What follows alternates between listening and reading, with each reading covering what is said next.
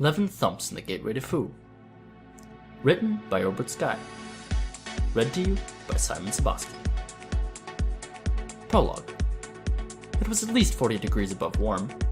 The day felt like a windowless kitchen where the oven had been left on high for an entire afternoon. Heat beat down from above and sizzled up from the dirt as the earth let off some much-needed steam. The sky had decided it had quite enough, thank you, and had vacated the scene, leaving the air empty except for heat. No matter how wide a person opened his mouth that afternoon or how deep a breath was taken, there just wasn't enough oxygen in the air to breathe. The few remaining plants in people's gardens didn't droop, they passed out. And the flags that only days before had hung majestically on the top of local flagpoles no longer looked majestic. They looked like multicolored pieces of cloth that had climbed up and tragically hung themselves.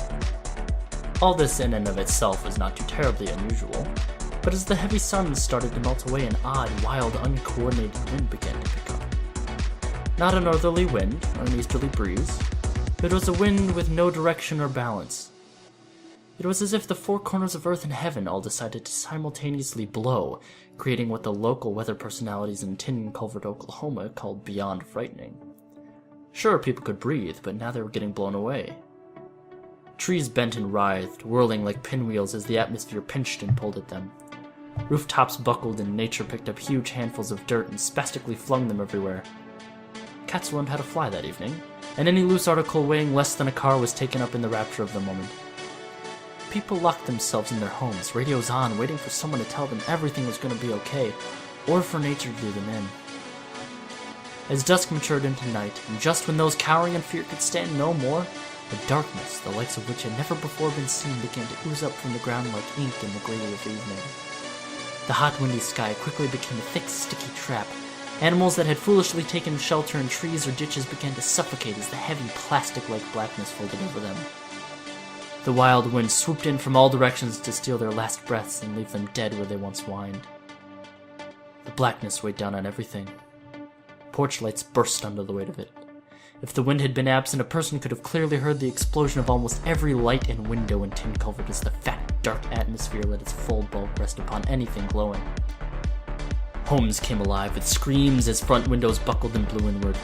Cars and mobile homes creaked under the force of darkness upon their backs. People cowered under tables and beds trying to escape the advancing crush. Just when it looked like the end of the world had officially begun, lightning struck. Jagged stripes of blinding light flashed continually against the black sky. Anyone foolish enough to be standing outside would have been able to watch as the lightning moved with calculating accuracy, deliberately touching anything above ground level and quickly setting it ablaze. It moved sideways and upwards. The sky became a giant blackboard with heaven scratching out its apocalyptic messages with lightning bolts. Tin Culvert was dying, and this was the first night of the end of its life. Fate had set its course and was making certain to carry it out. Even amongst the complete destruction and panic, a person would have had to be dead not to hear and feel the thunder that struck exactly at 10:15 that fateful night. The boom was felt as far as 50 miles away, and the entire sky fractured from light, scribbling one final message. It is over. Lightning bled down on everything, touching and igniting any structure Tin Culvert had ever dared to raise. And people finally figured out that hiding was no longer a sensible option. Folks set out into the open, desperate to get away from it all. In the chaos, nobody noticed Anstel, a thin, aged man running across the ground at a terrific speed. Electrical static buzzed around him as he flew across the earth. The odd little man had traveled half the world to get this spot here and now. As the moment grew closer, his heart and soul surged. Fire raged up around him as he moved. His long beard curled and began to singe at the edges. Lightning flashed in the tumultuous sky. Anstel's stride became uneven, his face red with sweat and heat. He ran in a pattern, away from the fire, and as if he were trying to throw somebody off his trail. The thick gray robe he wore flapped in all directions as the wind became aware of him and started to work him over. Lightning flashed again. Anstel stumbled and fell as he looked toward the sky. His knees plowed into the earth as he ground to a halting stop. Lightning flashed yet again. Kneeling, he reached with aged hand into his robe and pulled out Clover, a small cat-like creature. The tiny being wriggled and spat angrily. "Be calm," Anstel ordered, wiping sweat from his own forehead. Instantly, the small furry being relaxed. Clover's tiny body was covered with gray hair. He had leaf-like ears that were thick and wide, and his knees and elbows were as bare as any palm. He had on a tiny cloak that was the color of his fur, but shimmered slightly under the light of light. This is it, Ansel whispered to Severn. The shadows will soon be here. You know you must do. It will be some time now, but he will be here, and the girl will as well. Be patient. Only if you tell me to be. Be patient, Ansel insisted. I won't leave you, Clover whimpered. You will leave me, Ansel commanded. I will leave you, He answered. now run! Ansel shouted, setting the furry creature down. Run! Clover looked at Ansel. You will be proud of me? Of course. Now run. Clover spat and smiled. He jumped, shivered violently, and ran off on 2 feet, bucking oddly as he leapt, and was almost lost instantly in the dark. Ansel gazed after him. He knew the risk he took in putting so much trust in such a mischievous creature, but he had no choice. He turned and ran in the opposite direction. Lightning flashed. Ansel slowed his pace, feeling his age and marveling over the fact that his heart had not yet given out. He reached into his robe and withdrew an object more important than any soul within 1,000,000 miles could comprehend. Sweat poured down his neck and wrists, and he could feel his heart beginning to crumble. Ansel held the tiny seed up to the light of the surrounding fires and glanced at it one last time. Lightning flashed again. He placed the seed back in his robe and kneeled. He pressed his face to the ground and used his ability to see everything beneath the soil, every insect, every particle. This was the perfect spot. He lifted his head and brushed the sweat from his eyes. He then began to dig. His old hands bled and trembled as he plunged them deeper into the dark, rich earth. Lightning struck continuously as fire after fire ignited. The atmosphere began to relax, drawing in more oxygen to feed the flames. Ansel paid no attention. He had something to finish. He pulled the seed out again and pressed it down into the earth and worked madly to fill the hole with soil he had scraped out. Lightning flashed, thunder clashed, and the howling of the wind increased. He looked over his shoulder and shuddered. They were here. He could feel it in the wind. Ansel glanced at the ground, knowing the fate of 1,000 generations rested beneath only a foot of soil. Grow, Death, he whispered. grow. Ansel patted the ground and dusted his palms. His job was done, and he stood with purpose. Lightning flashed again, while simultaneously a sickened soul in another realm breathed a small dark army of shadows out over Tin Culvert. Sabine sat impatiently and flew, breathing heavily and yet with control, letting his shadows twist down through the dark dreams of men and into reality. His cast-offs were darker than the night, black. Like a perverted wind, they swirled and bellowed as they rushed across the fiery earth, laughing and screeching. Their white eyes and shrill voices gave their two-dimensional forms an eerie depth. Invisible to mankind, they swept the fiery landscape. They were not here to sightsee, however, they were here for a purpose. Ansel knew the shadows had arrived. He couldn't let them find the spot. Running deeper into the night and far away from what he had planted, he wiped his forehead with his heavy cloak and clutched his chest in agony. He would not last the night. He accepted this. After all, his mission was accomplished. The only thing he could do now was run as far as possible away from the ground that he had just touched. He pushed himself, darting into the night and turning a sharp left. His legs screamed in pain, and he could feel his heart pulsing up inside him like some sort of red-hot inflammation. The moans of the shadows roared as they circled the burning town. Like a cyclone, they twisted in tighter and mightier, their hollow eyes searching in the firelight for the withered form of an old man they had been sent to find. The wind shifted, and all together they lifted their heads and looked to the east. Nothing but flames, and beyond that, darkness. The winds shifted again. Light from the fires reflected off a small hint of silver in the distance. The reflection vanished for a second, only to spark up again even farther away. The shadows took notice. Something was running from them. Their restless forms turned toward the dark and flew. Ansel ran. He could feel them coming toward him now, and in a brief moment they were hovering over him, hissing and screeching. His old heart was making his stride short and almost pointless. Sabine's shadows swooped down and wrapped themselves around him, smothering his progress and slowing his gait even further. He pushed with his arms, waving the night away and struggling to go on. It was no use. They had him surrounded and were pressing their hideous forms against him, moaning and gnashing their teeth. They circled like a ring of plague. Ansel's purple eyes could faintly make out their inky outlines as they whispered wickedly. He moved to the east, but was stopped by the billowing of a shadow. He moved to the north and received a blow to the side. Ansel was trapped. Where is it? The shadows hissed. Give us the seed. His heart struggling to keep beating. Ansel wiped his eyes, put his palms to his knees, and tried to draw in a breath. He straightened and lit an amber stick and lifted the firebrand to just below his eyes. The light from the stick glowed in a sphere around the gathering. Ansel could see nothing but dripping darkness and thousands of shadows wildly circling him. They moaned, their white eyes even dimmer in the light of the amber stick. Nowhere in the sea of muted eyes could Ansel detect even a hint of mercy. He knew that somewhere in Fu Sabine looked on with pleasure, his former friend no longer having any thought or feeling for anyone but himself. Ansel's breathing was shallow and his heartbeat weak. The insistence of the surrounding shadows and the roaring of the fire in the distance seemed fitting to what he knew would be his end. Give us the seed, they hissed. The seed. It isn't Fu. Ansel gasped at them. You lie. They whispered back. You lie. The shadows had no patience. Screaming, they leapt onto the old man. They clawed at him, searching for the object. Their hands ripped at his robe and body. Their mouths screamed and moaned as they tossed Ansel around like a rag doll. Ansel tried to fight back, but there were too many, and his strength and will were gone. The shadows thrust his face into the soil. Ansel could see everything. He watched the seed, though far from where he lay now, already begin to grow. The shadows spun him once more and then withdrew nothing. Ansel lay on the ground, moving only his lips. He murmured weakly, committing his soul to rest and waiting for fate to tell him it was over. He stared up and looked to see in the false face of Sabine and thousands of shadows. His soul relaxed and his life slipped away. The shadows began to moan. The seed had not been found. They knew all too well that Sabine, the being who cast them, would not be happy Ansel was dead. The shadows berated themselves. A few of them began to hiss, Burn everything. Burn it. Ansel might have deposited the seed on Earth. Sabine knew this, and even the remotest possibility of that couldn't be ignored.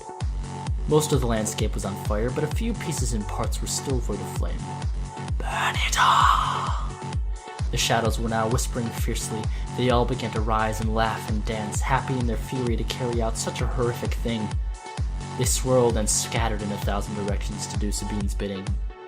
Some twisting together in a massive funnel cloud, they sucked up fire and dripped it down upon everything. In the distance, far away from the heat and light, Clover stopped running so as to better cry. He stood to his full 12 inches and shivered. The fur over his body bristled in waves. His wet eyes viewed the flames as they devoured the entire landscape. Ansel, he whispered, his thin leathery mouth quivering. He wiped his blue eyes with the hem of his small robe, his leaf-like ears twitching to listen to the wind. He turned and continued running. Clover saw no reason to go back. Ansel was gone, and the journey had begun.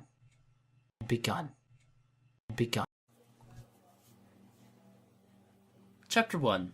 A Relative of Fu. The Birth of Leven. Who can say for sure what constitutes the perfect birth? Perhaps a mother, while playing cards and sipping lemonade, might simply hiccup, pat her stomach, and there in her arms would be a beautiful child, already diapered and pink-cheeked, looking up at her and emitting a soft coo. That wouldn't be too bad. Or perhaps, while taking a nice ride up the coastline on a golden afternoon, a woman might tap her husband on the shoulder and say, "Look what I found." Together they would peer into the back seat, and there would be their lovely newborn buckled in a car seat and sleeping blissfully. A person could argue that that scenario would be perfect to a lot of people. Well, leventhumps experienced nothing of the sort. He came into the world like a delivery that no one knew what to do with, and nobody wanted to sign for. His father had passed away in a tragic car accident only a week before his arrival, sending his mother spiraling down into a deep pit of grief and mourning. Her only hope was in knowing that the husband she had lost would live on in the son she was about to give birth to. 2 days before the delivery, her health suddenly began to deteriorate. She couldn't stand, she couldn't sleep, and she found it difficult to even breathe. On October 15th at 2:30 in the morning, Maria Thumps knew she was not long for this world. She called her neighbor, who came immediately and quickly drove Maria to the hospital. Maria had been inside the hospital for only 5 minutes when her son was born. The child had a head of thick dark hair and wide open eyes. The doctor placed the baby in her hands, and for the first time in a while, Maria smiled. "Leven," she whispered. Maria's smile began to fade. Her face paled to a new shade of white. She clenched her eyes shut and began to struggle for breath. Her hands twitched and Leven rolled from her arms into her lap. Every machine in the room with a voice immediately began to wail and frantically beep, and the lights suddenly dimmed. Doctors and nurses huddled over Maria, trying desperately to work a miracle. It was no use. A tall doctor picked up Leven and handed him off to one of the attending nurses. She stepped quickly out of the room with the child, saving him from the scene and pulling him away from the last person on earth who had loved him for some time. 2 minutes later, Maria Thumps closed her eyes, ceased her labored breathing, and passed away. Leven lay alone in the hospital nursery for days.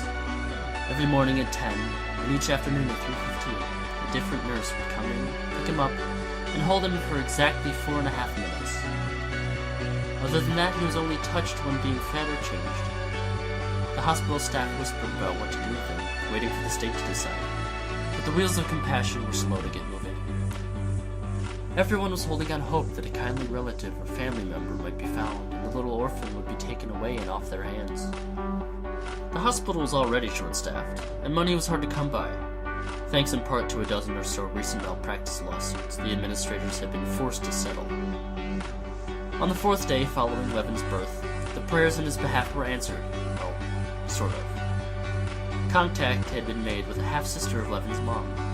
Her name was Addie Graff, and at this very moment she was on her way to the hospital, from 1 state over and 2 states up. She arrived that evening, bringing with her a violent rainstorm that battered the hospital. Addie pulled up in a dull-looking black car with only one headlight and a mismatched door. The car shuddered to a stop in the spot reserved for ambulances, and Addie Graff got out. Addie was not a pleasant-looking woman. She was heavy-set and had a high forehead and had no lips. Her flesh was pasty white, and the veins beneath her chocolate skin were not only visible, they were bulging, as if there were too much thick blood coursing through them. She had a protruding stomach and skinny legs you felt sorry for due to the big ball of weight they were called upon to support. She slammed the mismatched door and held a newspaper over her frizzy hair as she cursed the weather and moved toward the entrance of the hospital. As she walked away from her car, a little security guard with a whistle around his neck hollered out at her. "This is for emergency personnel only," he chirped. "You'll have to move your car." Addie glared at him. Excuse me? She sneered, her neck veins bulging. The short man cleared his throat. "No unauthorized vehicles allowed." He made a large circle with his arms, indicating the area. "Your car must be moved." Then move it. Addie snapped. She pushed past him into the hospital. The young woman at the reception desk did her best to welcome Addie, but her pleasant greeting was met with total disgust.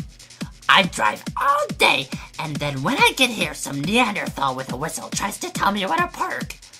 Addie growled. "Oh, I'm sorry," the young girl tried, "but we—" Stow it! I'm here to pick up a kid. Addie interrupted, dismissing whatever the girl was about to say. His mother died, and so I'm saddled with him. "Saddled?" the girl asked, confused. Stuck with him. She snarled. "So you want the nursery?" What I want and what I'm about to get are 2 different things, sweetie. I've already spent too much time and money trying to fetch this brat. "I'm sure someday he'll be grateful," the girl said, trying to be kind. I'd take that bet if I thought you were good for it. Addie sniffed. Now where's the nursery? For a moment, the young girl considered pointing in the wrong direction, thinking that might buy her some time to race up the stairs and rescue the poor baby that was going to be stuck with this piece of work. But she had to stay and answer the phone, so she simply pointed to the stairs and said, "The nursery's on the 4th floor, east wing." There had better be an elevator. Addie huffed. "There is, just past the stairs." Addie stormed off, mumbling and criticizing everything she passed. The elevator took too long to come. The insides of it smelled funny. The person at the reception desk for the nursery was curt. The nursery was cold, the floor was dirty, the staff was unfriendly. By the time she finally laid eyes on the child, she was completely out of sorts. That's him? She almost laughed. He's so small. Leven squinted at her. He's just about the right size, the nurse on duty said. For what? Addie sniffed. He'll be old before you know it, the nurse tried. Babies grow so... Thank you. Addie sniffed. I'm perfectly aware that babies grow. Do I need to sign something? The nurse was dumbfounded. Sure, all of the years she had worked there had made her a bit calloused and bored. Babies were born every day, and it had long since ceased to be a miracle to her. She had seen everything. She once saw a baby born with 2 heads. She had even seen newborns come out laughing. She had also seen a dozen or so children be born and pronounced dead, only to come alive again minutes later. She had seen a lot, but this loud, vicious lady was uglier and meaner than anything she could remember. I'll get the doctor, the nurse said, biting her lip. She stepped away, leaving Addie alone with her new responsibility. Addie eyed Leven coldly. She sniffed again and looked away. When she looked back, he was still there. She lifted up one of his legs and looked at it. She touched Leven's head. She scowled. She put her hand on the baby's arm and gingerly lifted it as if it might be diseased. She dropped the tiny arm, screaming. A huge, hairy gray ball scurried out from under Leven, circled around his stomach, and rolled back under him. Addie screamed hysterically as she pushed back and away, knocking over an empty cart and sending diapers and baby shampoo everywhere. The shampoo bottles exploded all over the floor, causing Addie to lose her footing and fall hard onto her rear. Her rump seemed to pop as a loud rush of air escaped her screaming, lipless mouth. A small team of nurses and a couple of doctors rushed through the door, wondering what could possibly be going on to generate so much noise. Addie just sat there, screaming and pointing. The nurse, who had had the pleasure of talking with her just moments before, filled a cup of water and happily threw it on Addie's face. Sputtering, Addie said, A rat! There's a giant rat on that child! The medical staff looked all over the baby. No rat. Leven was simply lying there with his eyes wide open and a serious look on his face. That's impossible, one of the doctors said. There are no rats here. Besides, it wouldn't be able to climb into the cart. Maybe it fell from the ceiling, Addie offered. Everyone looked at the ceiling. It looked okay. No holes or possible way for a rat to fall from it. 2 nurses tried to help Addie to her feet, but thanks to the soapy floor, they lost their footing and also went down. Their flailing limbs knocked the legs out from under one of the doctors, and he fell, taking 2 more nurses with him. Everyone scrambled across the slippery floor, reaching for something to pull themselves to their feet with. It took a number of tries, but eventually everyone was standing again. Once up, they all carefully worked their way over to the baby. One of the nurses picked him up and inspected him. I don't see a rat, she said. It's there, Addie cried. I saw it with my own 2 eyes. He was huge. One of the doctors loosened the diaper and made sure the supposed rat was not hiding in there. No rats, he declared. I've worked here for 20 years and I have never seen a rat. Well, I've been here a little over 20 minutes and I've already seen one, Addie said meanly. Give me the child so I can take him somewhere safe. There are a few papers we need you to fill out, the doctor informed her. And we have some questions and information for you. Fine, just hurry. I have a long drive back. Everyone left the room except for one nurse who was on her hands and knees trying to clean the soapy mess while the baby slept. Neither she nor Leven noticed Clover as he once again slipped up and over and scurried back underneath, smiling.